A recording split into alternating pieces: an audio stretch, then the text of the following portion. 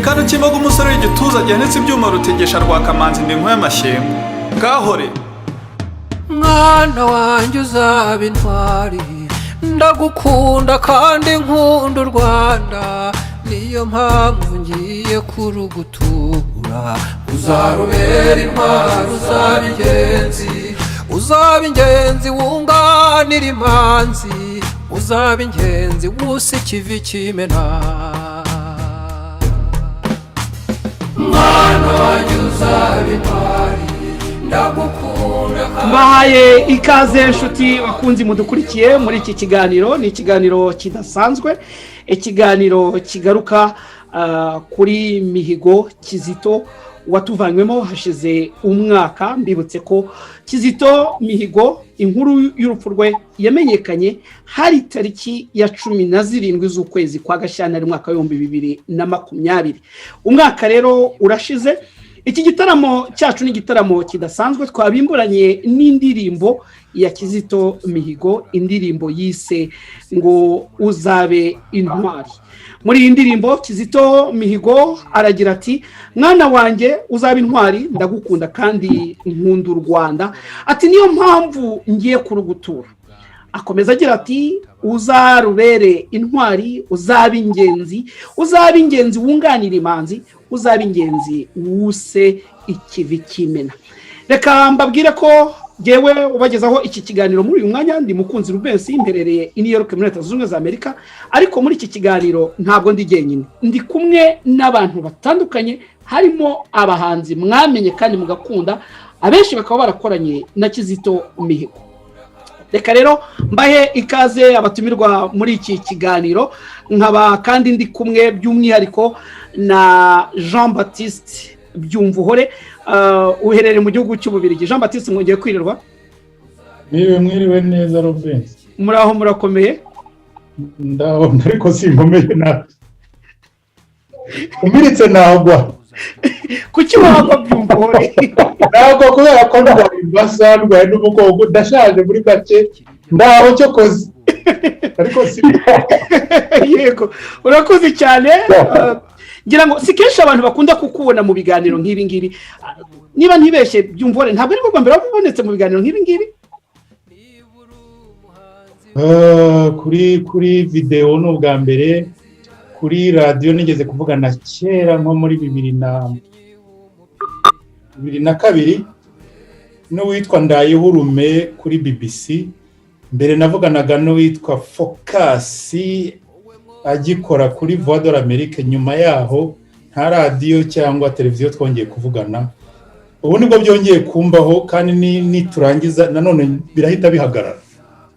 Aya mahirwe uduhaye Byumvuhore nyuma y'imyaka n'imyaniko utavugana n'itangazamakuru cyangwa se abanyarwanda batakumva mu biganiro, aturutse kuki? Tugerageza utubwire impamvu imbamutima zawe zitumye wemeye kuvuga. Kizito ntasanzwe. Twe kubyita amahirwe. Yego. Nyine mwabinsabye nkaza. Ukuvuga ko iyi projet yo kuvuga Kizito ndayiyumvamo. Kizito n'umuhanzi n'umukristu, aho ibintu mp'agaciro Kizito mbimusangamo.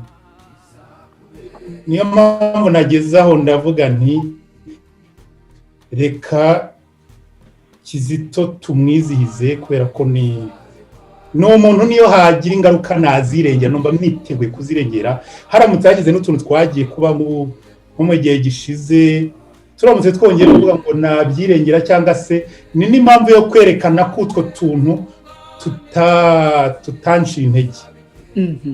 Urakoze cyane, tuguha ikaze muri iki kiganiro. Ndi kumwe kandi n'umuhanzi mwamenye cyane, umuhanzi w'ibihe byose nubaha, ariko n'abandi bose turi kumwe hano ndabubaha cyane. Bwana Masabo Nyangezi muri mu gihugu cy'Ububiligi, mwongeye kwirirwa na mahoro y'Imana? Muraho neza na mahoro. Yego, mu Bubiligi aho ngaho mumeze gute? Turakonje n'ubutita. N'ubutita rwose. Yego, ngira ngo natwe hano muri ibi bihugu turimo bya Amerika na za Canada hose harakonje, nicyo gihe cyane. Yes. Wowe ngira ngo ntabwo wari bwo bwa mbere wabuvuze kuri Kizito Mihigo, nibyo?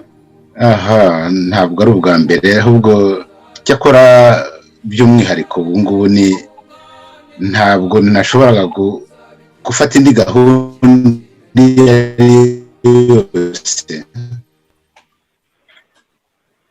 kubera ko uriya musore nta kuntu ntari kwitabira kino kiganiro.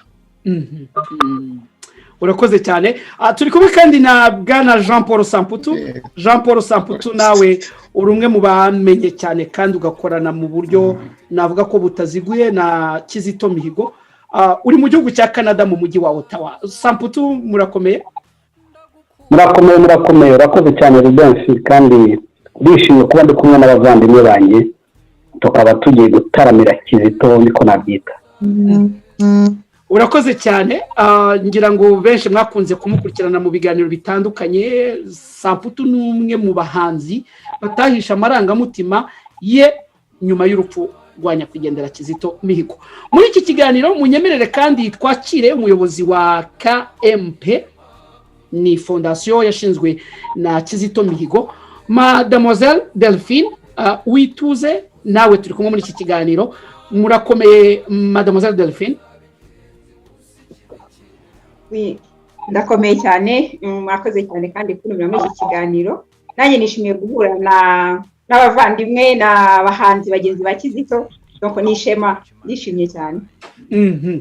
Reka mbere yuko twinjira muri iki kiganiro kuko ni igitaramo kigaruka ku bigwi, ni igitaramo kigaruka ku byaranze ubuzima bwa Kizito Mihigo watuvanyemo umwaka urashize. Nsabe Mademoiselle Delphine ari nawe ukuriye ibikorwa nyamukuru Kizito Mihigo yasize bya KMP, abanze atubwire mu by'ukuri gahunda bafite muri iki gihe zijyanye no kwibuka umuhanzi Kizito, anatubwire uburyo bagerageje gukomeza ibikorwa Kizito Mihigo yadusigiye. Mademoiselle Delphine. Murakoze cyane. Ndagerageza wenda kubisobanura nihuse. Icyo navuga ku bikorwa wenda nahera kuko twakomeje umurage wa Kizito. Donc fondation ni ya fondation KMP, ni fondation ya Kizito, ni fondation itangijwe nawe kugira ngo ubuhanzi bwe cyangwa ubutumwa bwe bukomeze donc bugire busagambe, bugere ku banyarwanda kandi bugere no ku isi hose. Ni umushinga rero yakoze cyangwa navuga ko igitekerezo yagize kugira ngo niyo yaba atakiriho ibyo bitekerezo bye n'ubwo butumwa bwe fondation izabukomeza. Amafondation avuka abantu benshi bamaze kwitaba Imana bagize ibikorwa by'indashyikirwa bagakomeza fondation zikitirirwa abantu nk'abo bafite donc bakoze ibikorwa nk'ibye, ariko we yanagize igitekerezo cyo gusiga byikoreye.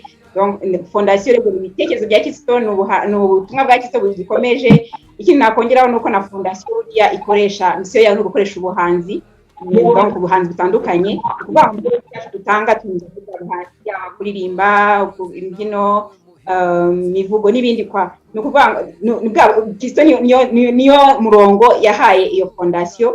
Ubwo rero kubera ko ni ikintu yarashize ku mutima, fondation ni nk'umwana we, twararebye tubona amaze kwitaba Imana, ni nabyo yakunze kuvuga ataranitaba Imana akavuga ati ninzaba ntakiriho muzakomeze umurage.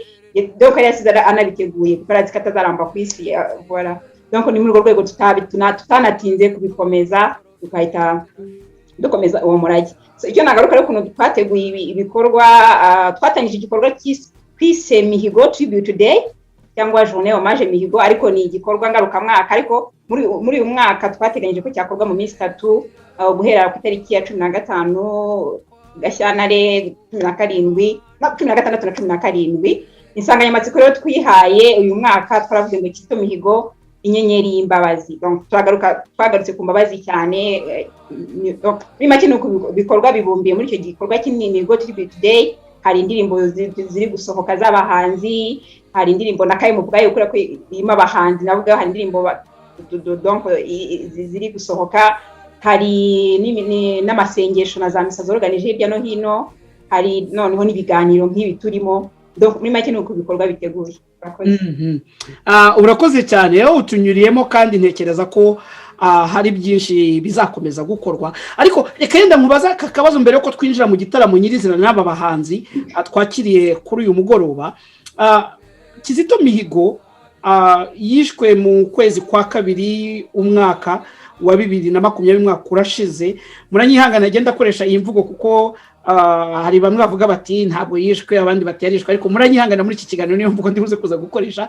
Nagira ngo mutubwire ubundi Kizito Mihigo akimara gupfa nk'abantu mwakoranaga bya hafi na Kizito mwabonaga ko ibikorwa bye bishobora kuzakomeza kuko genda bivugira ko jewe nkimara kumva inkuru y'urupfu rwa Kizito nari mfite ubwoba bw'uko Kizito ashobora kuzazima. Mwari mufite icyo cyizere Mademoiselle Delphine? Wiwe twari dufite icyizere hari na strategy ya Kizito yari umuntu w'umuhanga wenda nabivugaho gake nsubiye nko muri 2016 yari yafunzwe muri 2014 ariko 2015 nibwo yatangiye kureba ejo hazaza ha fondation kubera ko yarabazi ko mu Rwanda nta venir ifite ariko noneho nubundi atanafunga yatangiye kujya en contact n'abantu batandukanye mu bihugu bitandukanye abegira ngo bazamufasha gushinga za branch za KMP mu bindi bihugu. Ubwo rero amaze gufungwa amaze kusa nko baze kuba kwiyakira niki atangira gukora yakoze ibikorwa byinshi bitandukanye muri gereza harimo no kwigisha ubumwe n'ubwenge yabukomeje muri gereza ariko anatekereza kuri avenir ya KMP. Nibwo rero yatangiye kujyana none ya contact n'abantu atangira no guplanifia kuko ari muri gereza ntabwo yari azi kazavamo yari afitiye ikintu cyo kumva ko ni naho kwakunda kuganira akambwira ngo ntawamenya ntago nakwicara ngo ntuze ndeke gukora ngiye gutekereza ejo hazaza kandi KMP ni njyewe KMP ni ubutumwa bwanjye KMP ni ibitekerezo byanjye ivuga ko noneho mbiha umurongo kugira ngo niyo naba ntakiriho ko ntago ntawamenye ushobora kutazava muri gereza noneho muzakomerezaho nari ngeze muri make yongeye ikizere ubuhamya natanga ikizere cyari gihari kuko nari nzi neza uburyo ki yari yarabiteguye n'ukuntu bizagenda ntabwo byatugoye kwa hari hasigaye kwenda kuba muri igihugu bitaragiye mu Rwanda bitaragendaga no kureba ukuntu twakihuta tukabikura mu Rwanda tukakikisharo international tukagishyira mu kindi gihugu. Akabazo kanyuma k'amatsiko nyuma y'umwaka Kizito apfuye mubona urupfu rwa hari umusaruro rwatanze cyangwa mubona hakiri inzira ndende?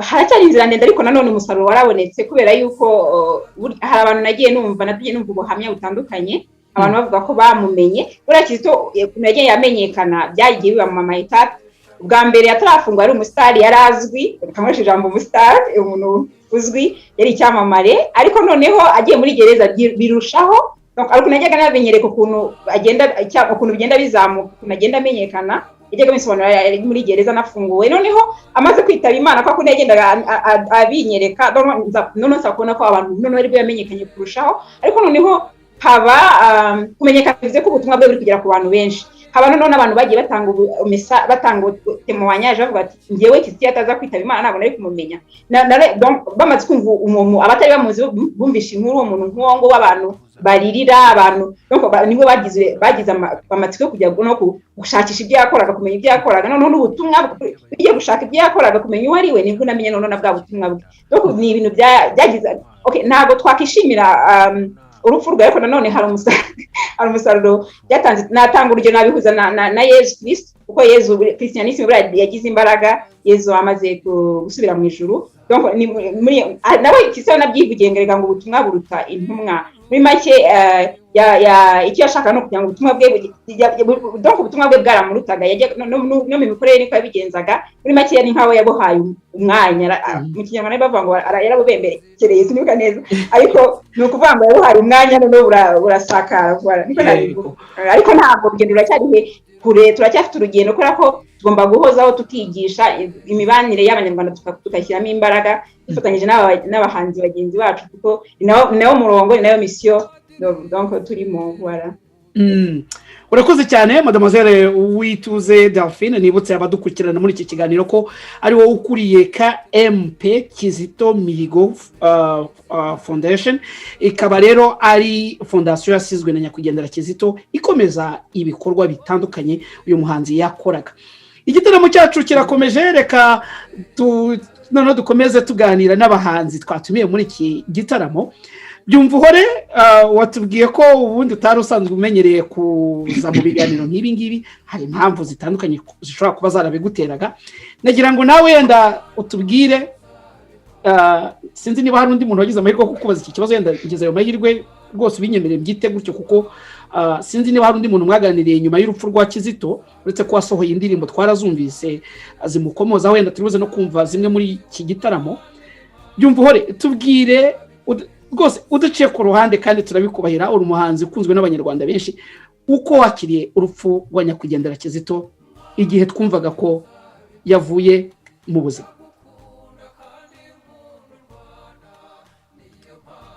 Inkuru ya Kizito nayumvise nsanzwe ndi i Kigali. Nageze i Kigali kuri hagurutse ku 10 ngeraho kuri 11. Yego. Ubwo nibyo. Hanyuma mfata kuri 13. Ndibuka ko mu marandevu nari mfite hari umuntu mukuru wo mugoroba inkuru yatugezeho arambwira ati noneho ati umva ko babeshya ati noneho nta mbabazi. Ariko kutamugira imbabazi ntabwo numvaga mu rupfu. Numvaga bari baramubabariye arafungurwa noneho nta mbabazi bazamufunga.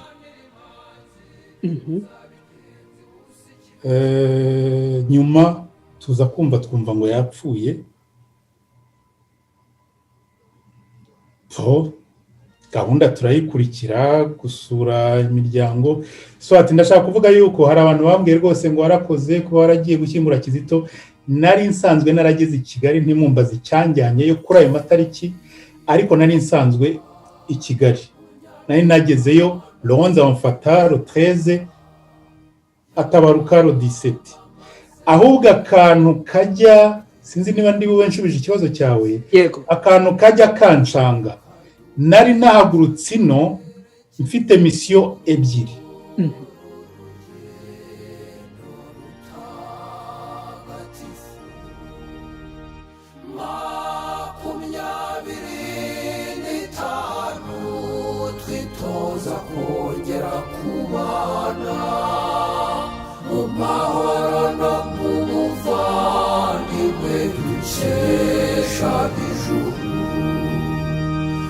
Singizwa mubyeyi wacu singizwa wowe wahaye abantu ubumwe n'ibyo twakoze ni wowe wabidushoboje Nyagasani singizwa mubyeyi w'impuhwe n'imbabazi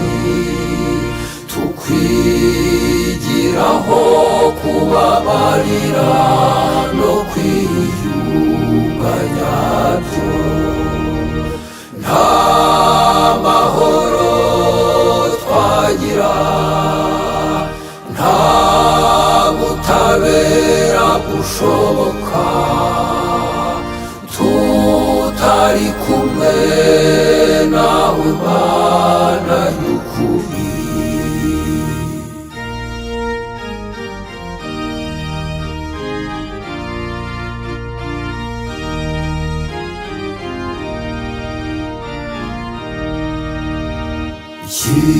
Kiliziya umuryango wawe yamamaza umuvandimwe mu bantu yimakaza urukundo n'ineza y'Uhoraho n'iyi myaka ishize Kiliziya yakoze uwo murimo wayo mu bwiyoroshye n'umutuzo ikesha ijuru singizwa mubyeyi wacu singizwa wowe wahaye abantu ubumwe n'ibyo twakoze ni wowe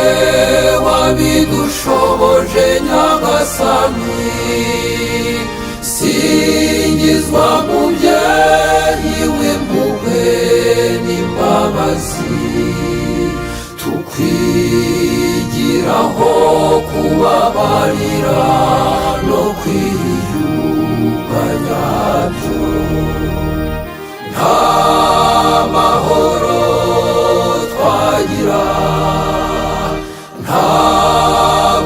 butabera bushoboka tutari kumwe nawe Mana y'ukuri nta mahoro twagira nta butabera bushoboka tutari kumwe nawe Mana y'ukuri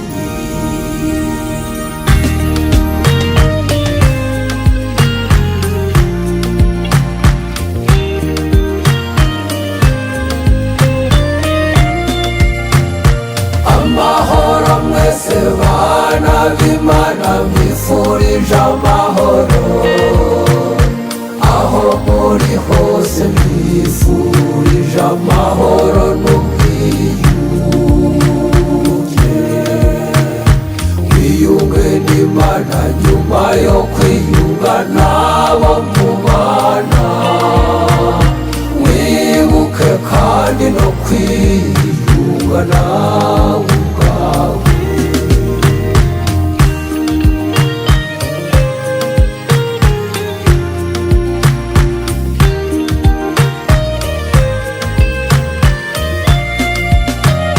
Kristu ubumwe bwacu twiyoborere komeza utubere umurinzi natwe tubumwe rwose nk'uko wabivuze nk'uko uri umwe na data amahoro mwese bana b'Imana mbifurije amahoro aho muri hose mbifurije amahoro n'ubwiyunge wiyunge n'Imana nyuma yo kwiyunga n'abo mubana wibuke kandi no kwiyunga nawe ubwawe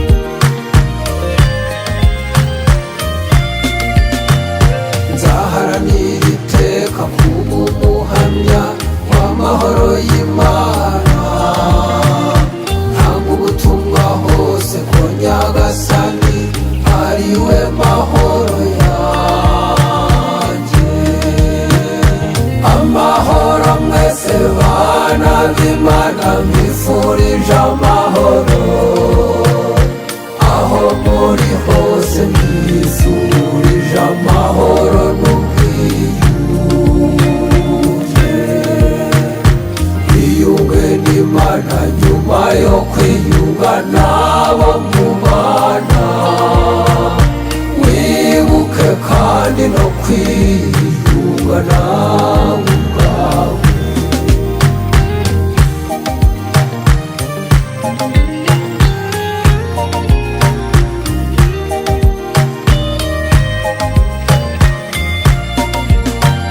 nzataramira Imana nyishimira ibyo mfite izampa n'ibisigaye yandokoye byinshi by'icumubiri irokora na roho yanjye amahoro mwese bana b'Imana mbifurije amahoro aho muri hose mbifurije amahoro n'ubwiyunge wiyunge n'Imana nyuma yo kwiyunga n'abo mubana wibuke kandi no kwiyunga nawe ubwawe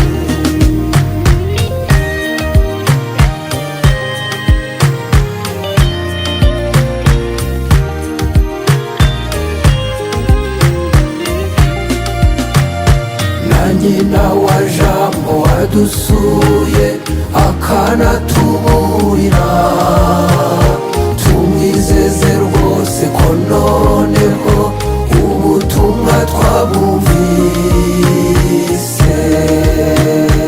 amahoro mwese bana b'Imana mbifurije amahoro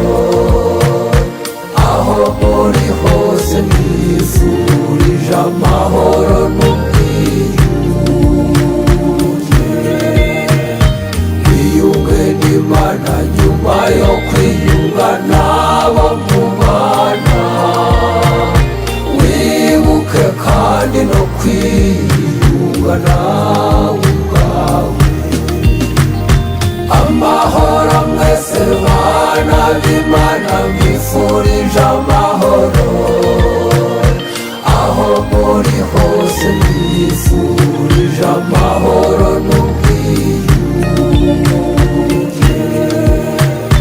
wiyunge n'Imana nyuma yo kwiyunga n'abo mubana wibuke kandi no kwiyunga nawe ubwawe hari ukuntu buriya diyoseze ya Kabgayi musenyeri waho yatubwiye ko idosiye ya Padiri Filippo tutangiye kuyiga tugatanga amatemwanyaje tukegeranya dosiye Padiri Filippo ashobora kuba umutagatifu. Yego uravuga musenyeri Simaragide yabivuze ku munsi wa Padiri Filippo usanzwe bigatagara. Noneho ubwo nza kubivugana n'abana bene Filippo abana ba Padiri Filippo ntese mugeze kuki batariko batubwiye ko ibyo bintu bihenda kuba bihenda cyangwa bidahenda twe badusabye témoignage tuzazitange ibisigaye bazidusabye bazazikoresha uko bashaka uko baba bateganije. Icyo ni kimwe. Icya kabiri nari mfitanye n'ikigo cya Gatagara projet yo kubaka mize ya Padiri Filippo kuko iyo umuntu abaye mutagatifu abantu baza kureba no gusura ibintu uwo muntu byatumye abo mutagatifu. Ibyo bintu byo byanjyanye mu Rwanda byombi nagiye mfite amarandevu yo kubona na musenyeri kubonana na abasenyeri bombi Butare na Rukamba no kubonana n'abashinzwe mize abatekinisiye ba mize zo mu Rwanda. Ibyo byarabaye. Noneho hagati aho hazaho urupfu rwa Kizito. Dosiye yo ubwo sinzi niba nabisobanuye neza ku byerekeye Padiri Filippo nagomba kudepoza les documents mfite hano. Hari amafilime mfite, hari amafoto mfite, hari ibitabo, hari ibintu bya contribute kuri dosiye kugira ngo bazavuge bazemeze ko Padiri Filippo ari umutagatifu. Kuko kuba umutagatifu bisaba ko mwebwe mu muzi mwamubonye muzi ibyo yakoze mubanza mukumva ko ari umutagatifu mwebwe aho muri. Noneho haboneka utuntu tw'utumenyetso mwajyana muri diyoseze mukatujyanayo. Diyoseze ikazashyiraho komite yiga iyo dosiye ikazayohereza i Roma. Yego. I Roma hari amafaranga basaba kugira ngo bakurikirane bigenda kuri fure zanyu, ntabwo Vatikani igitanga amafaranga yayo. Noneho bakurikirana iyo dosiye baze kureba niba koko ibintu muvuga kuri uwo muntu ari byo, namufite ibimenyetso by'umuntu warwaye agakira, by'umuntu wasenze ibimenyetso byo kugira ngo uwo muntu yitwe umutagatifu. Ari naho bashyiraho wo bita l'avocat du diable. Avocat du diable ni umupadiri wize droit canon cyangwa se ndatara umupadiri ariko umuntu wize droit canon wakajya avuga ati uwo muntu mvuga ngo ni umutagatifu nge ndumva atari we, nawe agatanga ibimenyetso bye. Swat nari njyanye rero ibyo nagombaga kujyana by'uko by'ikintu cyakereka diyoseze ko yashyigikira iyo dosiye y'uko pardon yo Padiri Filippo yagirwa umutagatifu. Ibyo navuganye na musenyeri yenda ne kubitindaho nyuma nafashe indi randevu ya diyoseze y'Ibutare kuko Padiri Filippo ubu Gatagara muri diyoseze ya Kabgayi ariko Padiri Filippo yari wo kwa Gahamanyi yari w'Ibutare. Byabaye ngombwa ko mbareba bombi nabishoboye. Ariko noneho rero urupfu rwa Kizito nicyo warumbaje uti bakugenjeje rute. Niho nshaka ko usobanura. Nahise nibaza ngo ni gute mpaguruka hano muri Belgique ngiye muri dosiye y'umutagatifu Kizito agapfa muri icyo gihe, bwajya mwumva abantu bavuze bati Kizito burya n'umutagatifu. Nese Kizito mutagatifu bihuriye he na dosiye yari injyanye mu Rwanda? Kuki biri kugenda bisa n'ibihuraho gato? Ndumva urupfu rwa Kizito navuga nti rwarambabaje ariko rwarantangaje, naratangaye. Ni gute umuntu yica Kizito? Ni gute? Ni irihe kosa yakoze ryo kumwica? Niyo yaba arikoze ryo kumwica, nibaza cyane cyane iyo bavuga amakuru y'ukuntu yafashwe, navuga ngo abantu bamufashe ariho ahunga. Iyo umuntu ahunga niwe ubaza impamvu ze zitumye ahunga. Barangiza bakahamagara abantu yarahunze bati wa wundi turamufashe, ntimuze mumufate. Noneho ngasubira muri kure muri 94 ntariko ko hari ibintu byateraga akavuga ati abantu barashakishwa. Umuntu mwaka mufata ati jya munsi y'igitanda bisigaye ndabyirengera. None undi murahuye nta nubwo ariko kwakugungira yo warakubwira ati mbisa nitambuki. Numvise abanyarwanda basigaye bafite umutima mubi, ari abo bamuje guhunga, ari n'abatumye apfa. Numvise ngize kwibazamo cyane, ariko binsigira n'imbaraga zo kuvuga nti wanga kwirukanka ukagwira ubusa. Voilà, tumba shubije. Natinze ariko ndashubije. Urakoze cyane. Nibyo twese urupfu rwa Kizito rwaradutunguye, ni nayo mpamvu dukomeza gukora ibiganiro nk'ibi ngibi. Ariko hari akantu nyine nakomeje uravuga uti umuntu wagira uruhare mu rupfu rwa Kizito. Reka nibutse abadukurikirana ko abashinzwe bijyanye na polisi mu Rwanda batangaje ko yinigishije amashuka aho yari afungiye, kandi akaba yararegwaga n'ibyaha biremereye. Byumva uhore niwo mwanya tubonye wo kuvugana nawe, tubwire wowe ubona biriya byaha yaregwaga byari ibyaha bifite ishingiro cyangwa n'inka bya bindi igihe Yezu bamumanikaga yari afite ibyaha byinshi bamugeretseho hanyuma bajya no kumubamba ku musaraba? Ubibona gute nk'umuntu wari umukristo? Bishoboka kwenda mwanakoranye, ese bwa nyuma mwanaherukanaga bwaba ari byari? Ubwa nyuma duherukana na Kizito nagiye kumusura muri gereza, sinibuka ari uwuhe mwaka. Banza ari muri 2016. Yego, nko mu kwa gatandatu muri 2016 nari mfite concert i Kigali. Icyo gihe umuntu wari wayiteguye ndamubwira ntari kuzanjyane gusura Kizito. Icyo gihe nagiyeyo, twahuriye na famiye ye. Ibyo kuvuga ko yishwe cyangwa se ibyo rumbajije? Yego, ibyo naye nkubajije ni kumva ko byitwa ko yinigishije ibyaha yaba yarakoze. Ibyaha yaba yarakoze. U Rwanda nta cyaha cyo kwica umuntu cy'urubanza rucira umuntu gupfa kikiriho. Vuga ko ibyo yaba yarakoze byose, niyo yaba yariturikijeho bombe muri Pariroma, ntabwo yakatirwa gupfa. Cyo ntabwo kiriho. None ibindi yaba yarakoze mbere bavuga yarabifungiwe arababarirwa. Buriya hariya icyaha yarakoze ni icyo guhunga. Guhunga kandi duhora twaterisa kuri aeroport y'i Kigali turi impunzi, tubaka visa, dufite enda passport z'amahanga ariko tuba turi impunzi. Kuvuga uti abantu b'urujya n'uruza kuri aeroport y'i Kigali b'abanyarwanda ni abantu babaye impunzi. Ni gute guhunga bibi cyaho umuntu yaravuze ati gende kubona ibintu bitambere? Kuko guhunga ni imwe mu madecision nk'atatu umuntu afata akomeye, tuvanyeho yenda iyo guhitamo umuntu muzabana ubuzima bwanyu bwose mukabana mukabyarana abana. Indi kurikiraho no guhunga igihugu cyakubyaye, ukavuga uti ewana dore ntako ntagize noneho ndahunze. Kizito avuze ati ndahunze, ni ikibazo ubwo yabonye nyine yakoze evaluation yacyo, aravuga ati ndahunze. Nyuma baramufata, bagombye kumubwira ati turagufasha, wari uhunze, subira mu rugo. Ese ubundi wari uhunze iki? Ni ibintu numva byoroshye cyane cyane kumubwira ati wari uduhunze none turagufasha. Cyangwa se niba wumva ufite ubwoba ngaho komeza uhunge, ubundi si ikibazo kiriye ngaho genda. Kizito atari mu Rwanda byabuze u Rwanda kubaho. Kuba rero yarageze aho bamurakarira byo kumushyira mu gifungo, numva kari akantu koroshye kukumubwira ati wahunze none abaturage bagufashe, subira iwawe. Je nuko mbyumva. yenda ejo uzaze kwitaba unatubwire n'ibintu byari bitumye uhunga, niba nta mutekano ufite tuwukurindire, niba ari ibibazo ufite tukubaze kubikiza, tukufashe kubikiza, ariko ntabwo kiriya kintu cyagombye kuba une affaire ntabwo byageze hariya.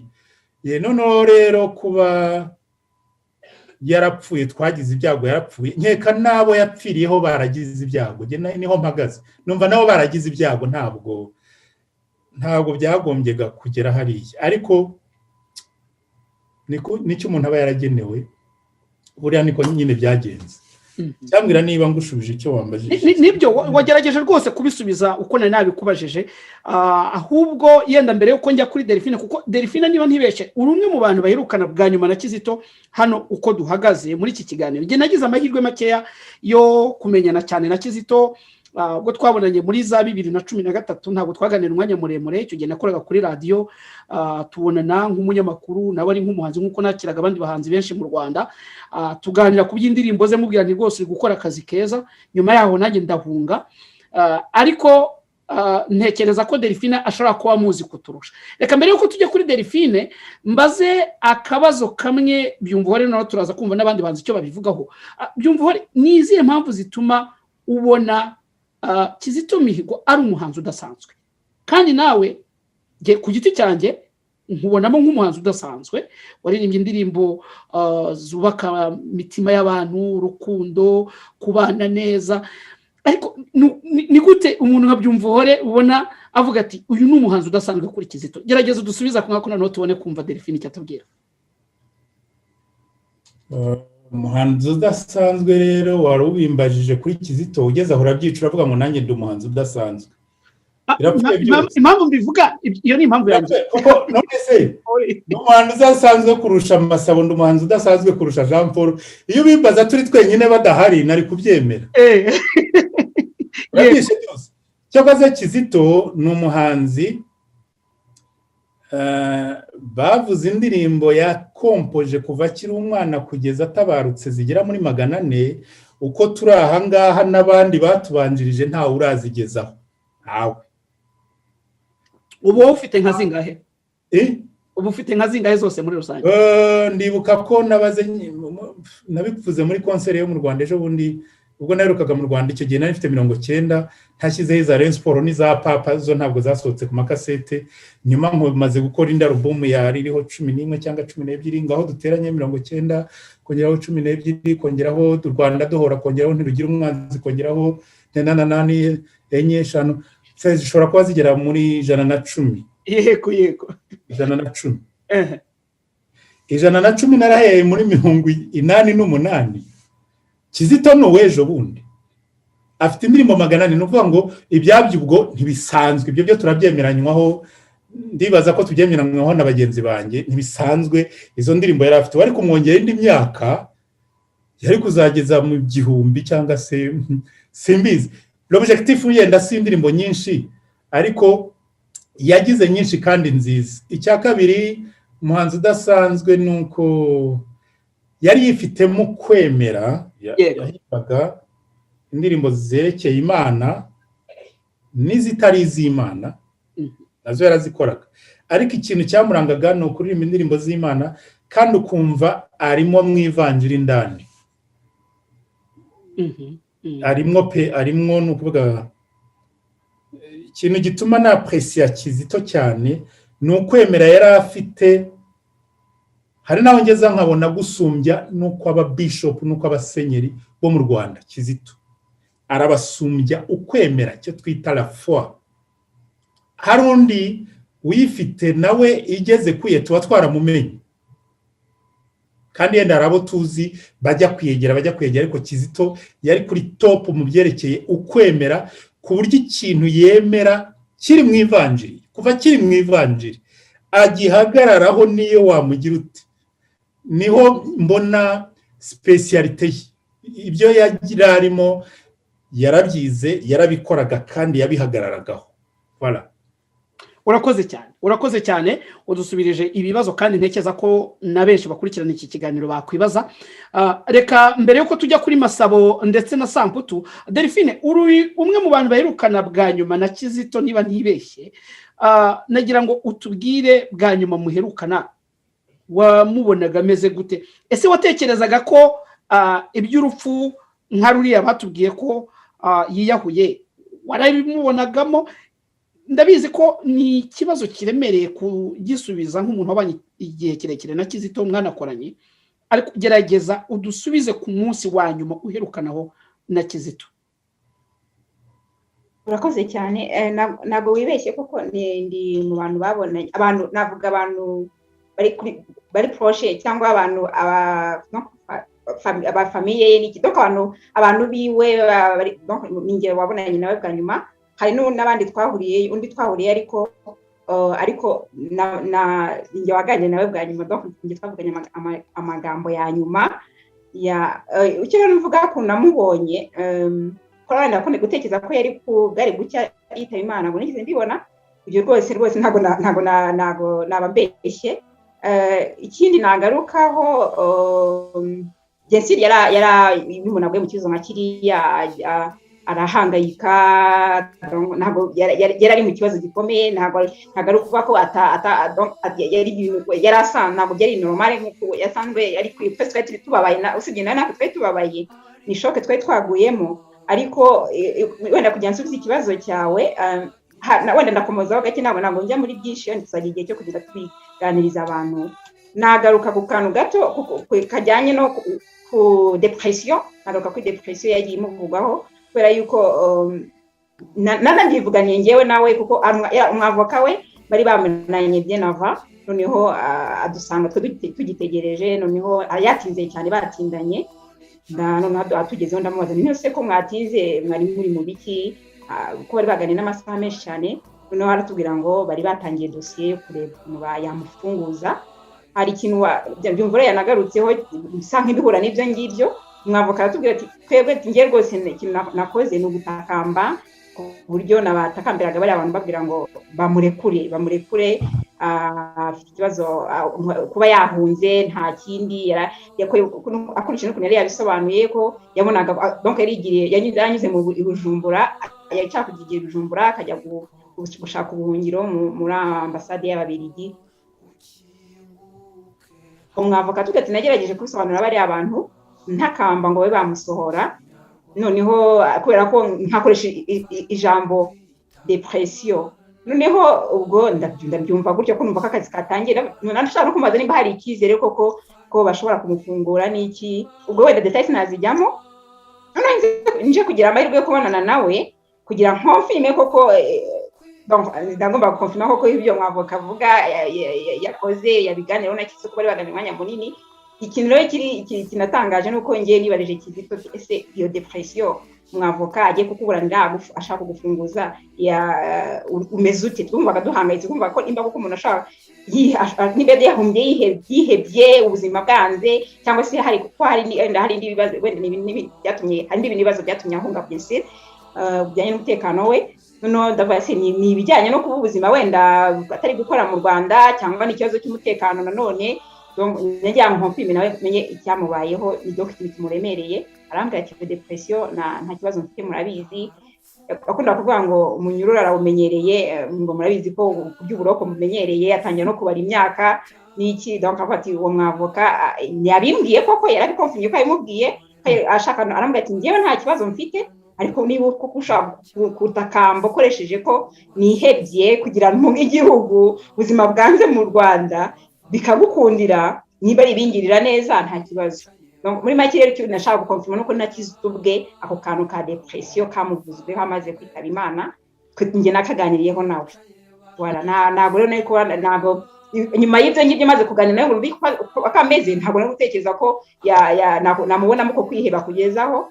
Ikindi kandi buriya Kizito ntabwo ni umuntu wari ufite ukwemera gukomeye, ni umuntu utarihebaga, ni umuntu wiziraga Imana kandi akamenya ko ikibaye cyose harimo impamvu y'Imana. Ikindi nagarukaho ku bijyanye n'uko yari ameze, yabikomojeho byumvuhore. Kizito yari afite ukwemera kudasanzwe, kuko urumva byari ibibazo bikomeye, kuko n'amagambo ya nyuma twavuganye dusa nk'abahaguruka asa nk'uduherekeje, yari asaga nk'umuherekeje.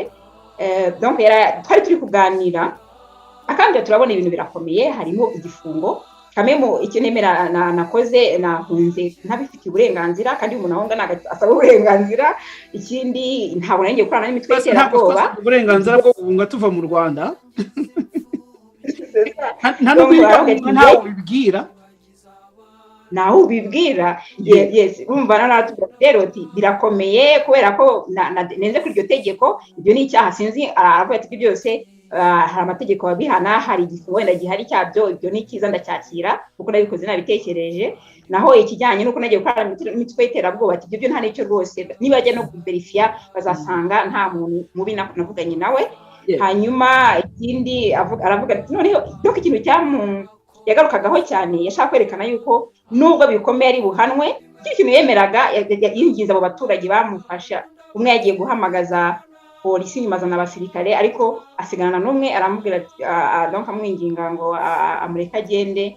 Nawe agerageza no kumuha amafaranga. Yatubwiye ati n'amafaranga nagejeje kuyatanga kugira numve ko yandeka nkiyambukira biranga. Donc ati ibyo nibyo byaha bishobora kumfata kurenga guhunga no gutanga ruswa ngo bandeke ngende. Urumva nandi kwitabara. Ni naho ibindi byose muhumure nta kibazo mfite nimuhangayike. Ni kandi niba namfunga niyo byabikomeye gute kose nicyo kintu nagaraka kwemera kwe. Yarambwiye ati uko byabimeze kose ndacyatsimbare kuri kwa kwemera kwanjye. Ntago nshobora kugira ibindi bintu donc umurongo ni wa wundi. Ukwemera kwanjye ni kwa kundi uko byabimeze kose ndabyakira.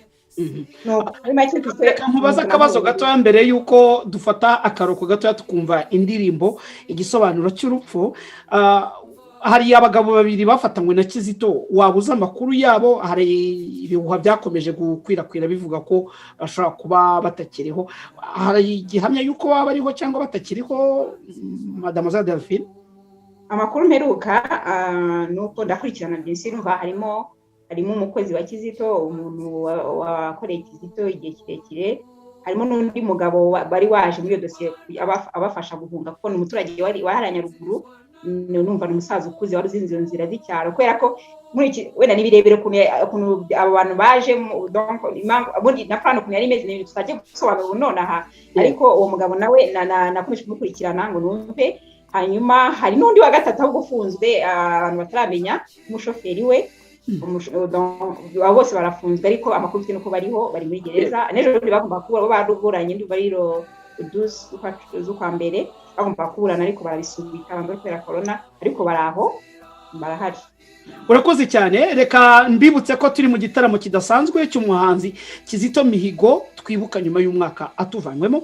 Mbashimire cyane abahanzi turi kumwe na Jean Baptiste Byumvuhore, turi kumwe na Masabo Nyangezi ndetse tukaba kumwe na Jean Paul Samputu.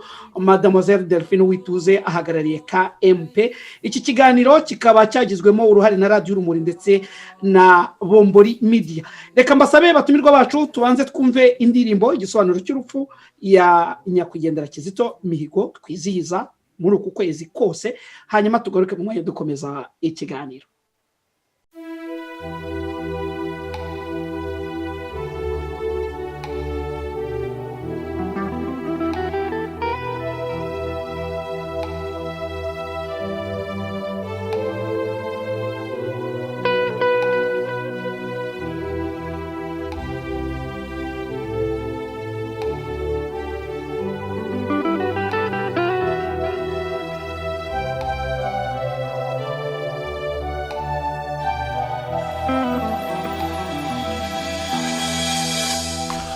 urupfu nicyo kibi kiruta ibindi, urupfu nicyo kibi kiruta ibindi,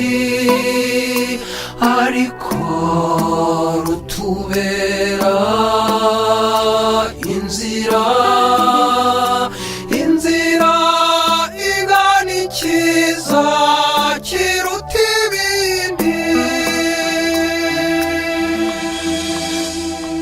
Urupfu nicyo kibi kiruta ibindi, urupfu nicyo kibi kiruta ibindi, ariko rutubera inzira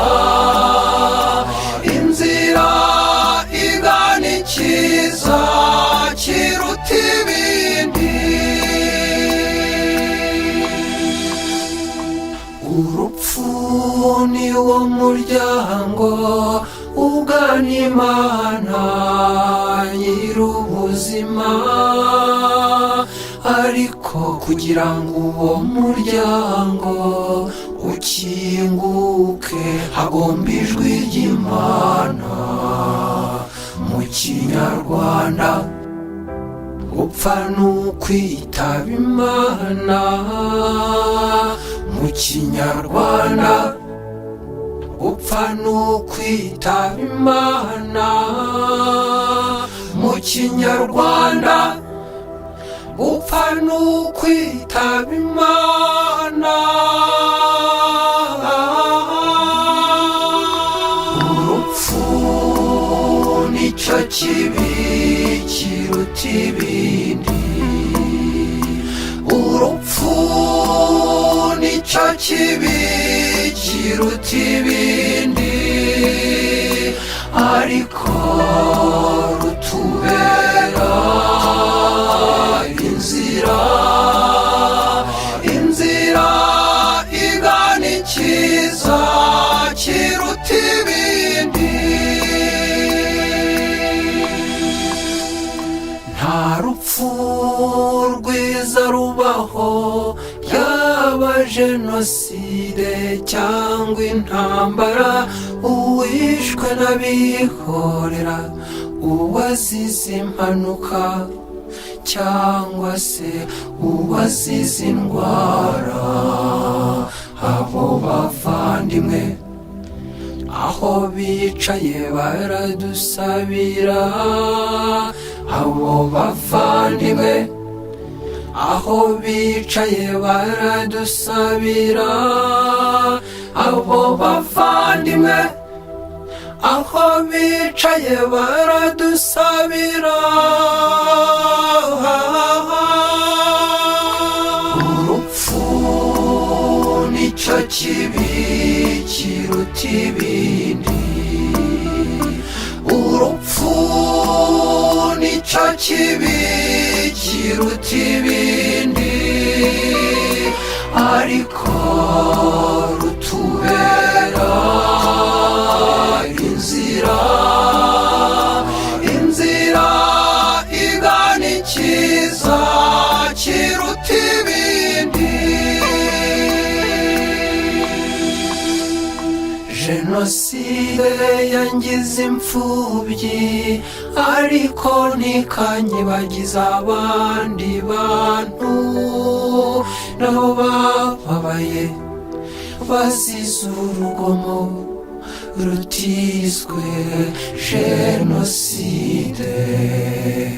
Abo bavandimwe nabo n'abantu ndabasabira, abo bavandimwe nabo n'abantu ndabakomeza, abo bavandimwe nabo n'abantu ndabazirikana.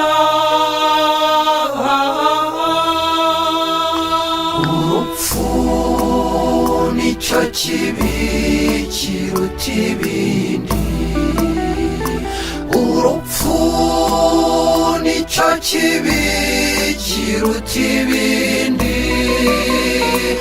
ariko rutubera inzira, inzira igana icyiza kiruta ibindi.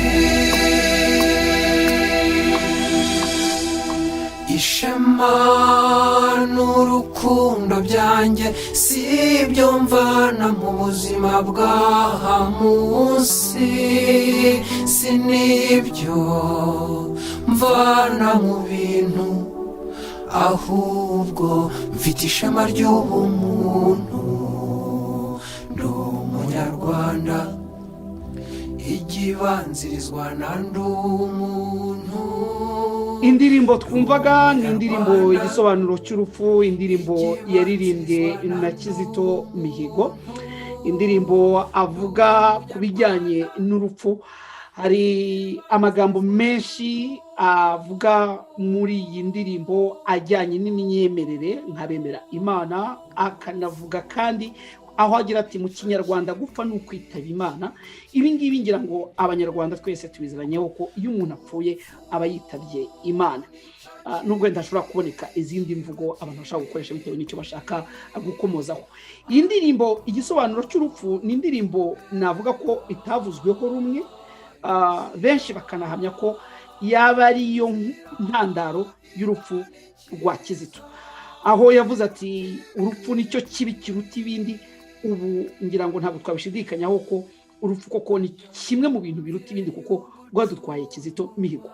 Reka mbasabe munyemerere mpere kuri Jean Paul Samputu, wamenye Kizito Mihigo ndetse uri inshuti ye rwose, n'uyu munsi twagiye tukubona muri gahunda zitandukanye zo kuvuga kuri Kizito Mihigo. Iyi ndirimbo igisobanuro cy'urupfu wayumvise, nagira ngo utubwire muri composition y'indirimbo nk'umuntu w'umuhanzi tuzi ko ufite experience mu bijyanye n'umuziki, wowe ubwawe hari intenge uyibonamo, uyibona gute? Gira ikintu bitubwiraho nk'abantu tutari mu muziki. Iyi ndirimbo mbanze ndivuge no muri rusange, abahanzi hari ukuntu duhimba, ariko iyo utabajije umuhanzi ngo washatse kuvuga iki mu ndirimbo, kuko hari igihe indirimbo uyihimba noneho abantu bakabifata ukundi, ariko itabaje ngo ubaze umuhanzi ku giti kiwe icyo yashatse kuvuga ngo akikubwire, abantu bashobora kubifata ukundi. Iyi ndirimbo yazanye ibibazo, iyi ndirimbo ni nayo ntandaro y'ibyabaye byose, ariko biba abo twagendaga tuganira narababwiraga, hari abambazaga ngo ariko jambo kuri umuhanzi wenda yatubwiye biriya yatekerezaga icyo ahimba ariya ndirimbo, kuko nanjye ubwanjye naramubajije, byageze naho tunadiscuta cyane amubwira ariko hari ubundi buryo wagomba kuvuga ibintu bimwe ukabivuga ukundi kugira ngo bitazana. Noneho arambwira ati sawa, hari ukuntu akunda kuvuga ngo grand frère ndakumvise rwose yitonze, ariko aragize ati yaragerageje guhindura biranga, ati kuko nasanze message nanone Imana yampaye, ati ntabwo nahindura ikintu Imana yampaye kumva nibyo. Ariko ubundi icyo nashatse ko nabwiraga abo bantu batabyumva, narababwiraga nti barabapolitiki Yego, aho yani hari ijambo muri Bibiliya rivuga ngo kunda umwanzi wawe, sengera umwanzi wawe, sabira umwanzi wawe.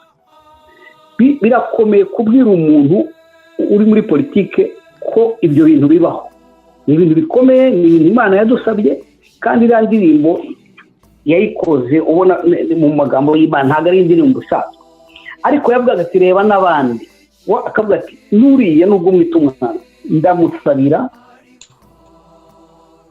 ndamusengera. ubundi ntabwo ari ibintu urazi gusengera umuntu w'umwanzi cyangwa wowe w'umucyo ukavuga ngo Imana ikubwira ngo n'umwanzi wawe naguha amazi yo kunywa uzayamuhe, uzamumugeretseho amakara ku mutwe.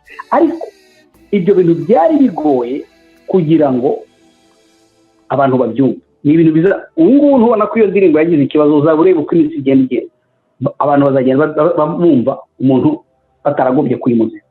Ni icyo kibazo cyabaye, ariko nta nubwo habaye ibyo kumubaza ngo bamuhe n'umwanya asobanura ati nyamuneka dore ibyo nashatse kuvuga, nta byabaye, kuko yari shock ku bantu bose. ariko Samputu uratubwira nawe uti twaravuganye, uramubwira uti hari ukundi yenda wari kubivuga. Samputu niba atari ibanga ko n'ubundi yashize umwaka kandi n'ubundi Kizito akaba yaratuvuyemo, we wumvaga yari kuririmba gute birengeje kuri yavugaga ati jenoside yangize imfubyi, ariko ntikanyibagize abandi bantu bapfuye mu buryo butandukanye?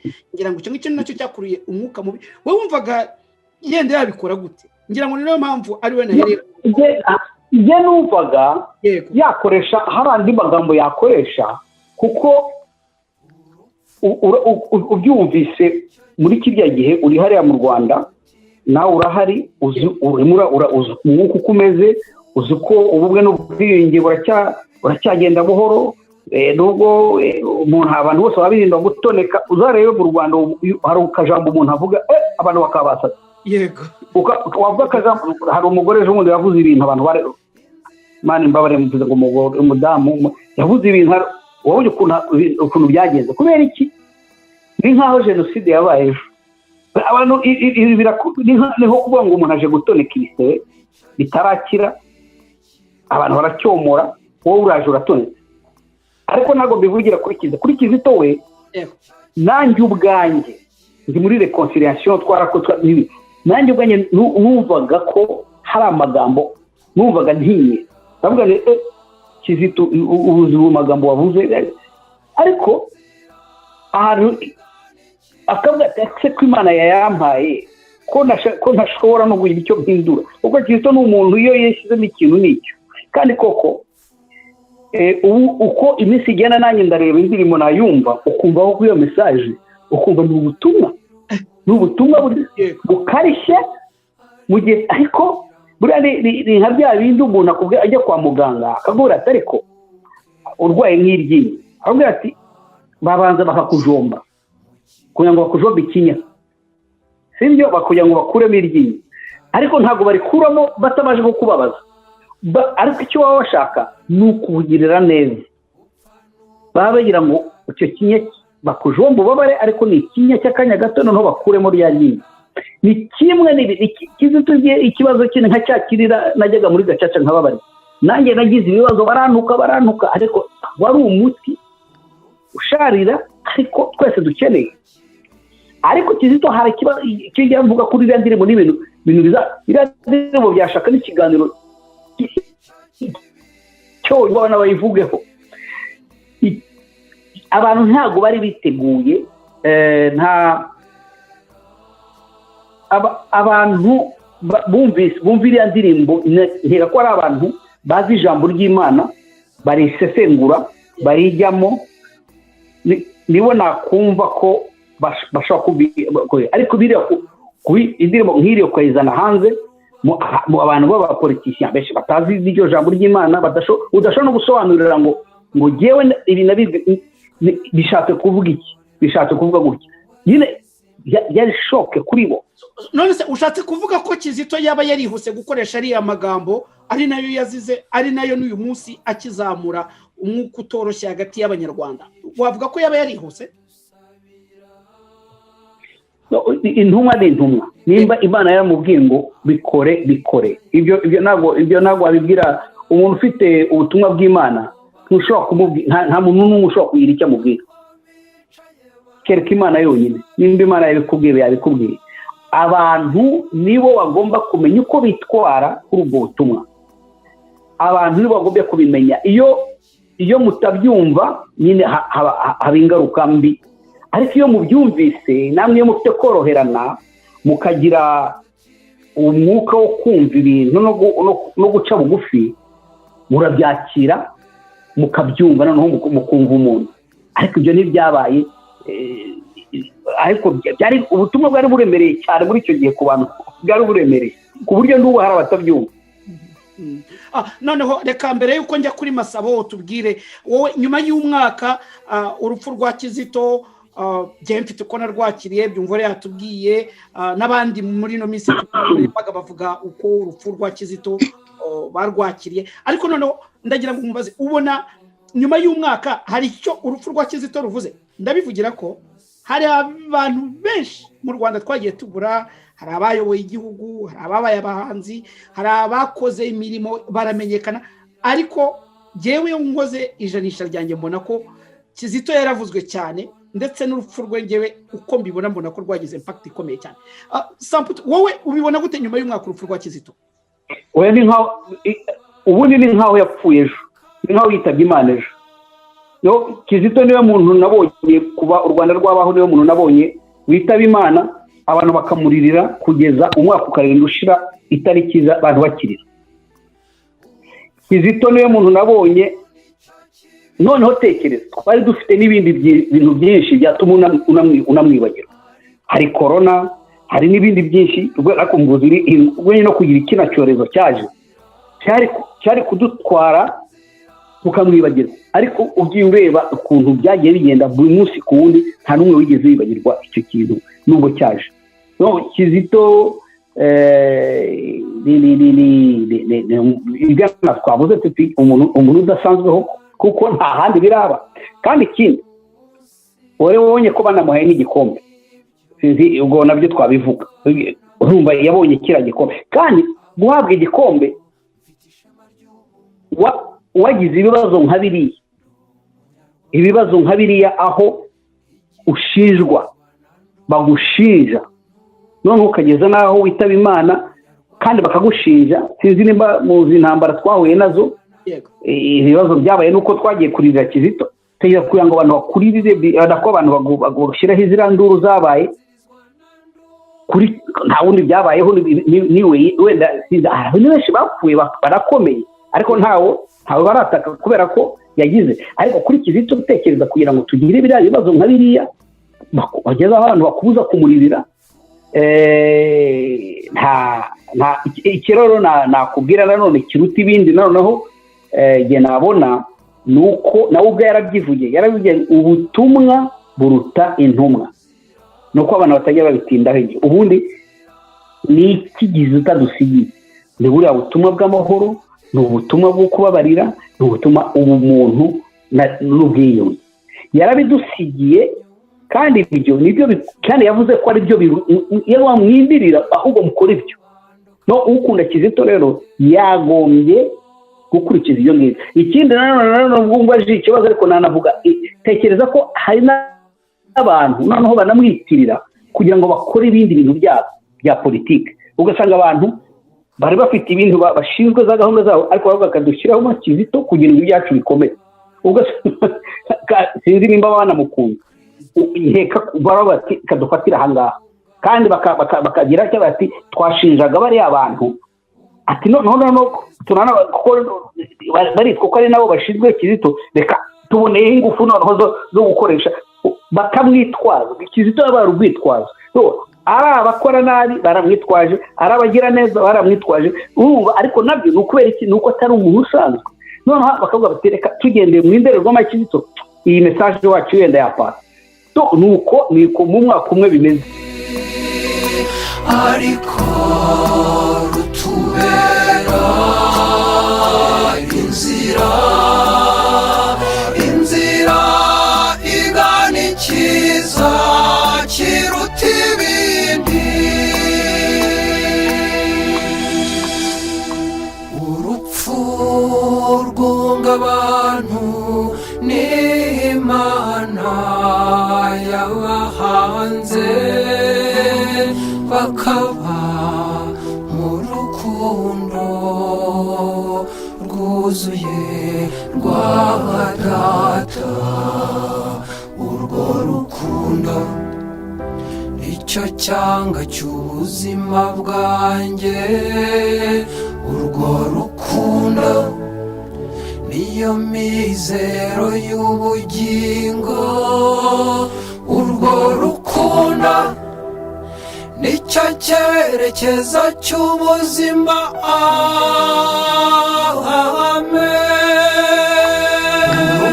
urupfu nicyo kibi kiruta ibindi. urupfu nicyo kibi kiruta ibindi. ariko rutubera inzira nibutsa abadukurikirana ko iki ngiki ari igitaramo kidasanzwe twahariye umuhanzi. kuvuga ibigwi bye biragoye, giye ku giti cyanjye biragora cyane kuvuga Kizito Mihigo. nibuka cyane mu gitondo mbyuka nkabona mu nkuru zicicikana hirya no hino ko Kizito yapfuye. byarananiye mu buzima bwanjye, naherukaga kurira igihe naburaga mama wambyaye, nongeye kurira. reka mbabwire ko rwose ntabwo mbinyura ku ruhande, byantwaye igihe kitari munsi y'amezi ageze kuri 5-6 kugira ngo mbashe kureba indirimbo za Kizito simbashe kuba narira, kuko numvaga binkora ku mutima cyane. yenda ibyo ngibyo ntabwo ari byo byatuzanye mu kiganiro. Masa Munyangezi, wamenyanye na Kizito Mihigo, twibutse uko wamenyanye na Kizito Mihigo. mwigeze mubona n'amaso ku maso? wamumenye gute? yenda noneho tuze kureba ibindi bibazo twakubaza. Yes. Kizito Mihigo twahuriye mu Bubiligi muri 2008. Tuhurira muri studio, hari umushinga yari ahafite, nanjye nari ndimo gukora iriya CD yanjye yitwa Ma Liberté. haza rwose turahura, noneho bwari ubwa mbere duhura, nkabona ni umwana timide pe, nkabona ariyoroheje cyane, ariko wenda ubwo yari ataranakomera, ariko nabonaga ari timide rwose. Bityo kintu arambwira rero ati ndi iwanyu, uruzi ko Gikongoro nyine. ngira ngo muri mu gace kamwe hariya za Nyaruguru, ntabwo hatandukanye cyane. Ntabwo ari Nyaruguru, jyewe iwacu jyewe ntuye mu Bufundu, nkomoka mu Bufundu, ariko yari Gikongoro ibyo ari byo byose. Yego, yari Gikongoro, Ikibeho ku Gikongoro. Noneho rero Kizito Mihigo ngira ngo duhurira muri studio, yari afite umushinga wo gukora ikintu kimeze nka komedi musicale cyangwa. Noneho rero tumenyana gutyo, ahita ambwira ngo arifuza ko twaririmbana indirimbo yitwa Daria. Noneho ku rundi ruhande nanjye mvuga nti ahubwo waririmbana nawe Rwanda rwa Kanyarwanda, kubera ko ni za melodi zirambuye kuriya zinoze ukuntu. Noneho hari abo nabonye banabashije kuririmbana nawe, ariko nyine yagiye tutarabigeraho. Icyo nakubwira rero, tugarutse wenda nko kuri iriya ndirimbo nyine twari turiho dutangaho ibitekerezo. Yego. Igisobanuro cy'urupfu, buriya dufite ukuntu twari dusanzwe tuvuga iriya suje, iriya teme, iriya ngingo, tukayivuga ariko mu buryo bwacu, ariko Kizito nyine buriya n'indashyikirwa, birigaragaza. Afite ukuntu akora indirimbo ukumva iroroshye, ukumva rwose isa naho yijyana, abantu bagahita bayisubiramo, bagahita melodi. Ndavuga ku bijyanye na melodi, ukumva rwose ni simple kuntu, ariko nanone bikaba binoze rwose ku buryo wumva n'amajwi agiye arimo n'iki na za harmoni, biteye ubwoba. Noneho rero umuntu rero agira icyo arambwira ati, asohoye iriya ndirimbo nyine, umuntu arambwira ati, arampamagara ati, wamenye ko Kizito yakuvugiye ibintu, kubera ko nararihimbye indirimbo iriya yitwa Bose Tubibuke, kandi nari maze n'igihe mvuga ko ubundi tolerance ari ngombwa, mbese koroherana, numvaga ari ngombwa rwose. Nicyo kintu nabonaga abanyarwanda tubuze. Nuko noneho rero ubwo umuntu arambwira ati nyine ati, Kizito yasohoye indirimbo, noneho rwose yakuvugiye ibintu, ndayumva ako kanya, ndayumva. Noneho ndamwandikira ndetse ndamubwira nti felicitation, kuko twari dusanzwe twandikirana. Ni felicitation rwose, nti nyine, ariko yashatse kunsubiza, nkabona ntibiza neza, nkabona afitemo, ubwo agomba kuba bari batangiye kumutera ibibazo. Yego. Nuko ariko icyo kintu, iyo communication twarayikoze kuri mail, n'abadefi nabo bariya babyumve, n'abagenzi banjye basamputu, ngira ngo sinzi niba bari babizi, babyumve, bumve ko nyine twari nko kumushyigikira,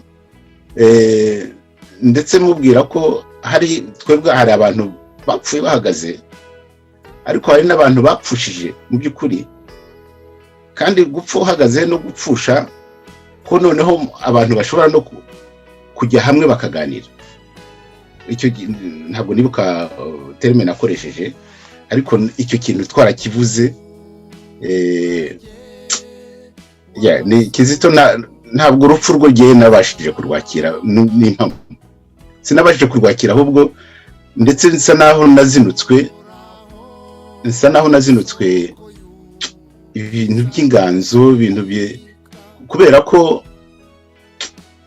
ko numvise byararengeje igipimo, byarengeje igipimo rwose. Ntabwo n'ubu ntabwo ndumva impamvu. Mu kanya hari wavuze ngo Munyarubyumva wari wavuze ko ati guhunga bari kumugarura nyine swati bakanamusubiza no muri gereza wenda eventuellement, ariko ntabwo byari ibintu byo gupfa, kuko iyo uhunze nyine ubuhunzi ufite ikiguteye ubwoba nuko. Ubwo rero ni byinshi, ni birebire, ntabwo nabashije kubyakira kugeza ubu. Nibyo twese ntabwo twabashije kubyakira, nibyo nanjye nakomozagaho. Ariko tukiri kuri indirimbo igisobanuro cy'urupfu, nawe nagiye numva indirimbo nziza wagiye ukora, uvuga ufungiye ku Karubanda, uburyo ubuzima wanyuzemo ntabwo ari ubuzima bworoshye, n'ubuzima bushaririye, uburyo wafunzwe imyaka myinshi uzira ubusa, nyuma yaho ukaza kuza gufungurwa, ukagaruka ku ndirimbo zunga abanyarwanda, uvuga uti nubwo bapfuye ariko bari tubibuke. Ni indirimbo zakoze ku mutima. Wowe wumvise ibyo Samputu avuga ku ndirimbo igisobanuro cy'urupfu, noneho nawe tubwire uko iriya ndirimbo igisobanuro cy'urupfu wayakiriye, ndavuga mu bijyanye n'umwimerere wayo n'ubutumwa itanga, tukanakomoza ku kuba yarayikoze kuko igaruka ku kibazo cya jenoside yakorewe abatutsi mu 1994, aho avuga ati nubwo jenoside yabaye ariko ntikanyibagize abandi bantu. Ubona iriya ndirimbo yari ikwiye gutuma kuko umuntu yageraho yapfa kubera ko yaririmbye kuri iyo.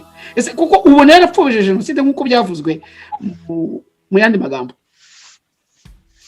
Reka niba babidushyiraho twebwe twari dusanzwe n'ubundi babituvugaho, ariko ntabwo indirimbo nk'iri yagiyewe n'icyo nari ntegereje. Niyo mpamvu nahise mushaka nkamwandikira mail,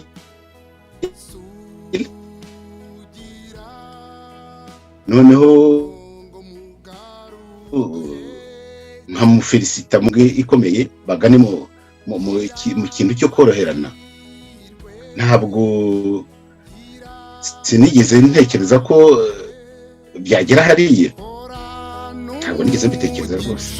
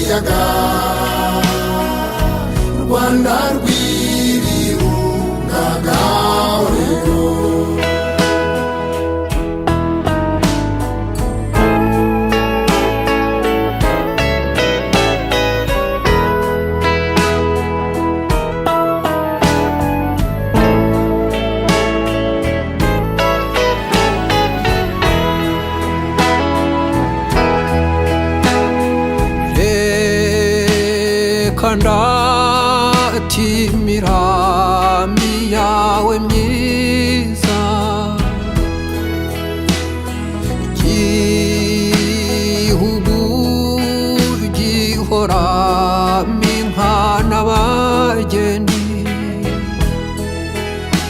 reka ndirimbe ubwiza bwawe, ubwira amahanga, ngira nti Rwanda rwiza, Rwanda rw'abanyarwanda, Rwanda rwa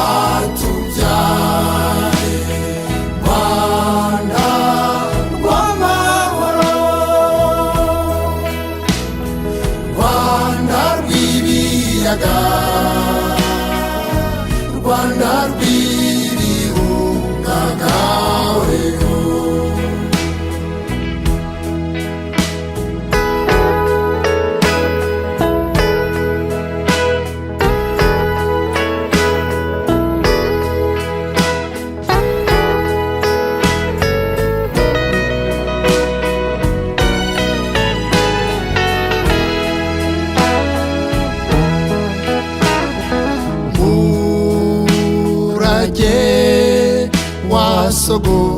sogokuruza ramba horaho soko y'ubwiza bw'Afrika tuzagukorera tuzagusingiza amahanga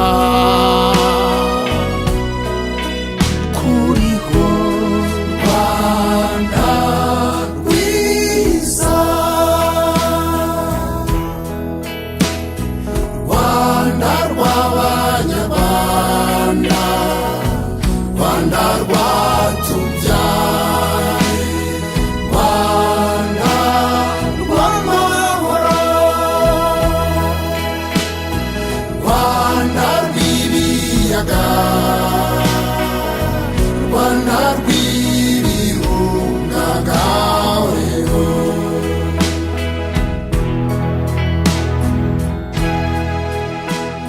reka twibukiranye amasabo mbere yo njya kuri Byumvuhore mu kwezi kwa karindwi KMP hari ibikorwa yateguye by'amarushanwa ibikorwa byari bijyanye n'isabukuru yo kwizihiza imyaka 39 Kizito yari kuba amaze imbere y'uko yitaba Imana yabakiriho icyo gihe hari ibiganiro yewe nawe na Samputu twakoranye biza kuza gukurura amagambo atarabaye meza aho bamwe mu bantu bakwise ko uri nk'intera hamwe cyangwa se ikigarasha icyo gihe haba intambara bavuga ko Samputu atagombaga kuba yagirana ibiganiro n'umuntu nka ndabizi ubwo ndimo ndagira ngo tujye kuri Byumvuhore kuko yahise bikoramo indirimbo tunabiganire kuko mu bahanzi batanga umusanzu mu kunga abanyarwanda rwose muri gicumbi cy'abo bahanzi nagira ngo tubwire uko wakiriye biriya kuko ntabwo ugeze ubivugaho mu itangazamakuru hanyuma tuze kubaza Byumvuhore nawe impamvu yakoze iriya ndirimbo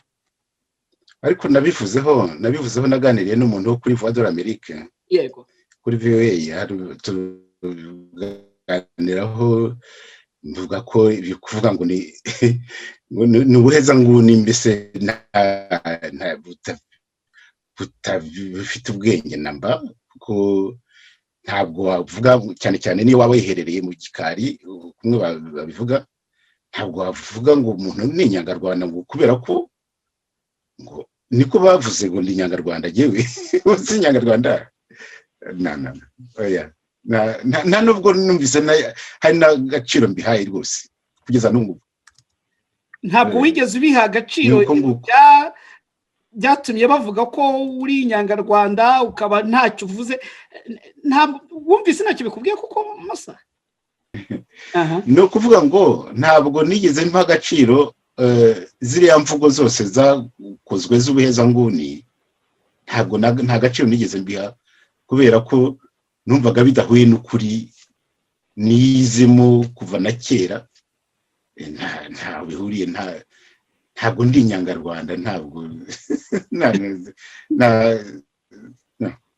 nta sanse bifite uti nta sanse bifite ariko umuhanzi Byumvuhore Jean Baptiste ameze nk'uwabihaye sanse Byumvuhore nagira ngo utwemerere ndabizi neza ko yewe iyi ndirimbo ukimara kuyisohora naraguhamagaye ndakubaza ntese wagira iki tubwiraho wasohoye indirimbo nyuma y'ibikorwa byibasiye Samputu na Masabo turacyari kugaruka ku bikorwa byaranze ubuzima bwa Kizito nyuma y'uko apfuye noneho gusohora indirimbo nayo navuga ko ni indirimbo itaravuzweho rumwe indirimbo yavuga ngo Rwanda dohora kwica abahanzi bawe sigaho ndakwinginze iyi ndirimbo Byumvuhore ukimara kuyisohora benshi cyangwa se byinshi mu binyamakuru by'i Kigali byarakwibasiye bivuga ko nawe uri umwe mu bakorana n'abanzi b'igihugu kandi twibukiranye ko waherukaga i Kigali bamwe banavuga ko ngo utazagaruka mu Rwanda.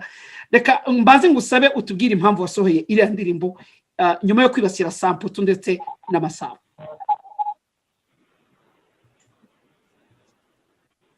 turanabyibukara uragerageza uri kumbaza ibintu bya kera. yego hari twakoze anniversaire ya Kizito. yego Ibintu bisanzwe nkuko turi gukora ibi nabyo ntabwo tuzi bikizavamo, ariko icyo gihe le 25 juillet twakoze anniversaire, turirimba indirimbo ya anniversaire, joyeux anniversaire. Genda umva iyo video nakoze. Yego, nyuma abantu baza kumbwira bati dore ibintu biri kuvugwa kuri Samputu. Mu byo banyeretse hari uwanyeretse ngo agapfa kaburi, byo byari message ngo agapfa kaburiwe n'impongo. Ubwo na ahantu narindi ndabereka twakoze anniversaire video izatambuka tel jour ku byerekeye Kizito, abantu barabireba, turabireba, twikomereza gahunda zacu. Nyuma umuntu aza kumbwira ati dore bya bintu watwerekaga ejo bundi bya anniversaire, dore byavuyemo, dore echange ziri ko. Noneho hazamo ngo agapfa kaburiwe n'impongo. Numva ntibikabije, ariko numva mbyibajijeho, none se kwa Jean Paul twakora anniversaire ya Kizito ibyo gupfa bijemo biti, byo gupfa agapfa kaburiwe n'impongo. Okay, nyuma audio zigeraho zirasohoka, noneho bien zijya hanze. Noneho hari akandi kantu kajemo kavuga ngo Kizito n'ubuzito bwe. Noneho numva m'interpelle, Kizito n'ubuzito bwe. Ku ruhande rumwe nkavuga ntubu ni Jean Paul babonye niwe bari kusukaho umujinya, kuko ari muri iyo groupe na natwe yo tuyibamo, nitwe baba babwira ari amagambo. yego Ubundi hari indirimbo narasohoye, nari mperutse gusora mu kwezi kwa byabaye mu kwa karindwi, muri album ya 11 nari maze iminsi nkora muri confinement. Hari indirimbo nari maze iminsi nkora, nari maze iminsi sohoye, ivuga ngo umugabo nyamugabo nuwumva urugamba ntatinya urugamba, iyo rwambikanye asuma rusanga. Icyo gihe rero izo video kugira ngo tuzirealize, ziriya ndirimbo zaririmbaga joyeux anniversaire za Kizito, n'abana twagiye twinginga tuboherereza audio, kandi uti fata telefone wifilime, wambare kuteri ku buryo roson itajyamo, utwoherereza ijwi ryawe ryonyine. Abo bantu twagiye tubavana mu nshuti zacu isiera. Uko numvise bari kwiyata Jean Paul, nkavuga ni okay, karabaye nono n'aba bana twinginze, ubu nabo karabaye, bagiye nabo kubatoragura, bavuga ati nawe waririmbyeho. Hari aho bigeraho ukavuga utereka njye gutega agatuza ari jyewe, none tereka nanjye ngende ntega agatuza, be kwirana aba bana, be kwirana Jean Paul wenyine. n'Amasabo bari bamukomojeho byumva uhori. Sinzi n'Amasabo baramuvuze, ariko bavuga ngo Jean Paul yakoranye n'abanzi b'igihugu, abanzi b'igihugu, abanzi banga u Rwanda. Ngo Masabo yanga u Rwanda, ukuri kumuha interview buriya ngo buriya ngo yanga u Rwanda. Nakumbi noneho donc hari kimwe cyo kumva urugamba ruremye ukavuga uti nanjye reka ntega gatuza, nanjye njye mu bandi bari gutuka, ariko ntabwo ngomba kubera ko batangezeho ngo nanjye nigire ku ruhande. Sinzi, ariko bihura n'iyo ndirimbo. Noneho hakaza indi mpamvu yihe, hari hamaze iminsi yego umugabo witwa Mironko avugiye kuri ku itangazamakuru. yego yaragize ibibazo n'umuhungu we bafunze. Ibintu bamuhimbiye ko ngo yibaga umuriro, niba ntibeshye. yenda ntabwo bahimbye yenda ntabwo yaranawugiye wenda byari byo reka tubivuge ko byari ibibazo noneho rero ukibaza uti Mironko ni ubwa mbere tumubonye ku itangazamakuru yego tuzi amakuru kera yahereye kera bavuga umuntu basenyeye umuntu bahombeje umuntu bagire gutya Mironko twari tutaramwumva none abonye bimugezeho nibwo atangiye kuvuga munyumve neza inzira yanjye nagenze Kizito baramwishe cyangwa arapfuye okay Jean Paul bati nawe agapfa kaburiwe n'impongo biri gushya bishyira hehe ntabwo narindiriye yuko bingeraho nahise mvuga yego sinzi umusaruro byatanze ariko aho kugira ngo umunyarwanda azajya avuga ari uko bimugezeho ajya ahita anareba mugenzi we uwo basenyeye inzu uwo bambuye umutungo wo bagize bate ye kurindira ngo bizamugereho hita uvuga nawe ni nk'aho aricyo kintu nacyo kiri muri bimwe byatumye mvuga nti je dois agir akantu ka gatatu rero noneho yego hari umuhanga kera un scientifique witwa Galilei yaravuze ati ntabwo ari izuba rizenguruka isi ibyo byo murabizi n'isi izenguruka izuba ntabwo ari izuba rizenguruka isi Vatikani yamukase umutwe barawuciye noneho rero mu bitekerezo icyo gihe bimaze kumera bityo les scientifiques la communauté scientifique yahise ikora coalition cyangwa yenda discret ariko iravuga iti ibi bintu nibikomeza ntabwo aba scientifique bazongera kuvumbura ni umuntu scientificoma yamaze kubona ko izuba ritavaho riri ari isi rizenguruka bakaba bamuciye umutwe ngo gumisha uko byari bimeze bivuga ko n'izindi planete zitari kuzigera ziboneka niba rero umuhanzi avuze ibintu uko abibona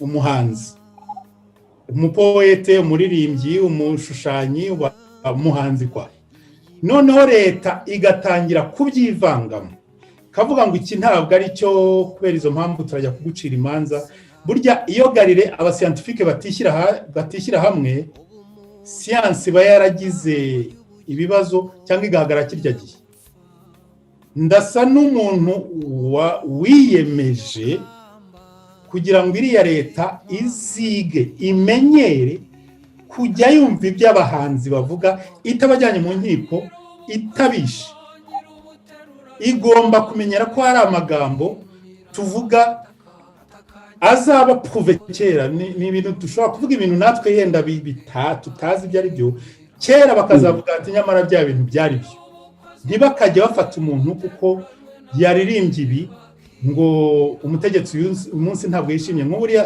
tugarutse kuri ya ndirimbo ya ndasimbutse cyangwa nsubiye inyuma iriya ndirimbo ya Kizito birashoboka ko hari igitero yashyizemo ubwo ibyo ndi kuvuga njye nibyo nasomye mu gitabo cye ko amaze kuyisohora perezida wa repubulika atishimye ntabwo yishimye iyi ndirimbo kera igihe cyacu iyo batayishimaga twabaga dufite iradiyo imwe barayisansiraga ntitambuke tout simplement ariko ntabwo nyirayo bajyaga kumukurikirana byabaga ari ibyo bakayisansira niba rero umuhanzi yakoze indirimbo bagomba kuyihagarika akanamusobanura ati dore impamvu tuyihagaritse yenda dore ibi birimo niba wabikosora ukongera ukayisohora wisohora ariko nta rupfu rugomba kuzamo nta gifungo kigomba kuzamo bitabaye ibyo leta ibifite imyumvire mbi yo guca imanza z'indirimbo ngarutse kuri iyo ndirimbo nanone yenda sinabyo wari wambabajije yego ariko ni indirimbo yo kwemera ntabwo ari indirimbo ya politike ni indirimbo yo kwemera ukwemera urupfu dore igisobanuro cyarwo dore uko ndubona dore uko ndwumva mu myemerere iyo hagira umuntu ujya kujya impaka yari kuba Eglise Catholique yari kuvuga iti wa mwana we ibyo twigisha ibi ntabwo birimo aho kuvuga ngo perezida yarakaye cyangwa se umutegetsi mu indirimbo ntabwo yayikunze buriya hari ukuntu Kizito yashoboraga kubaho indirimbo ikabaho na perezida akabaho uko bizagenda byanze bikunze bazayisiga bose indirimbo yizabaho nta kizayihagarika hagombye ikintu kizajya cyumvisha abategetsi kwiga kubana n'iby'abahanzi bahanga. Abahanzi barahanga, ntabwo bakora politike, ni umuhamagaro wabo, hari ibyo bavuga yenda nabo batumva bizaza. Ntihazagire umuntu uzongera gufungwa cyangwa ngo yicwe ngo kubera ko yakoze igihangano. Niyo mpamvu ubwo rero nk'iyo ndirimbo noneho ubwo nyigarutseho, navuze ni ngiye gukora indirimbo nsabe badohore, u Rwanda rudohoye ntizongere kwica abahanzi. Sinzi niba mwarumvise ko nakoresheje ijambo kudohora. Dohora no kuvuga ko iyo bakuziritse ingoyi bakuzirikiye inyuma amaboko. Iyo bavuze ngo dohora ntabwo wagira ngo bakure, ko ntabwo ari kugira ngo bayikuvana, no kugira ngo boroshye. Je twanapfuye ubusa, nta nubwo nasabaga ngo barekeraho kwica. Byumva bisobanure neza. Nge nagize ngo wavugaga ko batagomba gukomeza kwica. No, navuze dohora. Nuvuga ngo gabanya ingoyi, genda wice bake ariko wikabya birakabye. Ubu ntazakora buramwishe koko. Ariko byumva bice bakeya ku kibo se bagomba gupfa, kandi ntabwo mbona ko ari n'umwe wagombye no gupfa. Byumva hore inahangaha hari umudamu muri Belgique, umudamu w'umuzairoise yigeze kujya mu asosiyale be, ahabwira ati muzanyingingira umugabo wanjye s'il vous plaît ajya nkubita rimwe mu cyumweru. Hano mu asosiyale ahabwira ati kubera iki se agomba gukubita? No, ati no one rope jamais, ntabwo ono frappe pas les femmes. Umugore ahabwira ati none ko nkubita buri munsi.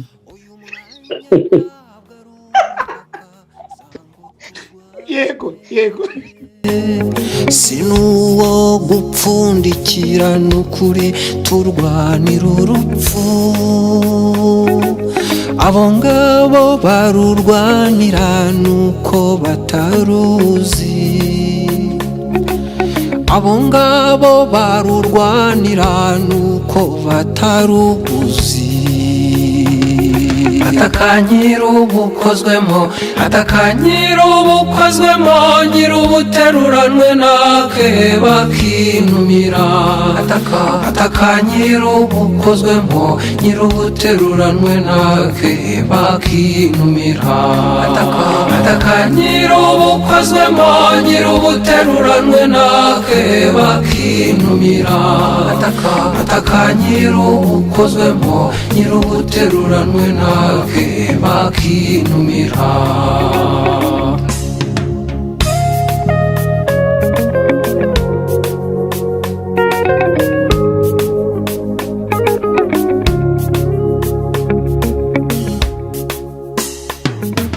Ese ubundi banyarwanda mureke mbibarize, munsubize, urupfu n'ibyago twabonye n'iki byatwigishije kidapfa? Aho ngaho ntiturangamira iyi mihanda, amazu n'imodoka bihenze sinakubwira. Ubumuntu niyo ntango y'ubugingo butajya bupfa, ubumuntu niryo kamba ribera intwari. Atakanyira ubukozwemo, atakanyira ubukozwemo, nyira ubuteruranwe nake bakinumira. Atakanyira ubukozwemo, nyira ubuteruranwe nake bakinumira. Atakanyira ubukozwemo, nyira ubuteruranwe nake bakinumira. Atakanyira ubukozwemo, nyira ubuteruranwe nake bakinumira.